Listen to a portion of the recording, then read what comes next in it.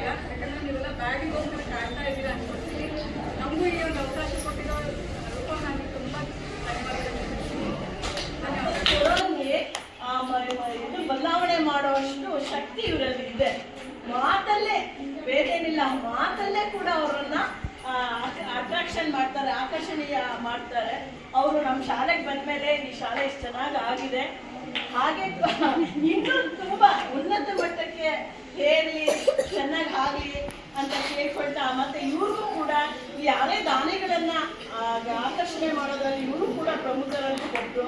ಇವರಿಗೆ ನಮ್ಮ ಶಾಲೆಯ ಪರವಾಗಿ, ನಮ್ಮ ಶಿಕ್ಷಕರ ಪರವಾಗಿ, ಮಕ್ಕಳ ಪರವಾಗಿ ಪೂರಕವಾದಂತಹ ಧನ್ಯವಾದಗಳನ್ನ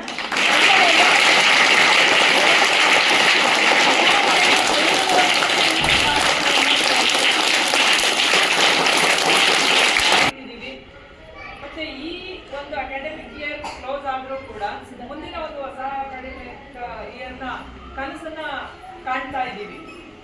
ಇಂಥ ಒಂದು ಸಂದರ್ಭದಲ್ಲಿ ನಿನ್ನೆ ತಾನೇ ಗ್ರಹಣ ಇಟ್ಕೊಂಡಿತ್ತು, ಚಂದ್ರನಿಗೆ ಬಿಟ್ಟೋಗ್ಬಿಟ್ಟಿದೆ. ಇದು ಒಂಥರ ಪರ್ವ, ಹೊಸ ಪರ್ವ ಶುರು ಆಗಿದೆ ಅಂತಾನೆ ಹೇಳ್ಕೊಳ್ತೀನಿ.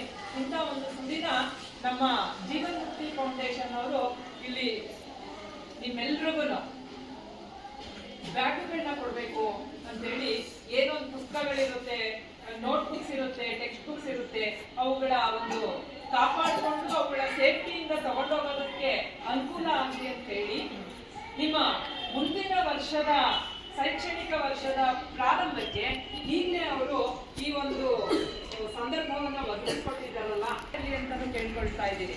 ಇವತ್ತಿನ ಸಂದರ್ಭ ಏನು ಅಂತ ಈಗಾಗಲೇ ಗೊತ್ತಾಗೋಗ್ಬಿಟ್ಟಿದೆ ನಿಮಗೆ. ಆದರೆ ಕಾರ್ಯಕ್ರಮವನ್ನು ಪ್ರಾರಂಭ ಮಾಡೋದಕ್ಕಿಂತ ಮೊದಲು ಒಂದು ದೇವತಾ ಪ್ರಾರ್ಥನೆಯನ್ನ ಮಾಡಬೇಕು ಅಂತೇಳಿ ನಮ್ಮ ವಂಶಿಕಾ ಮತ್ತು ತಂಡವನ್ನ ಇಲ್ಲಿ ಕರೀತಾ ಇದ್ದೀವಿ. ಮೇಡಮ್ ಬನ್ನಿ.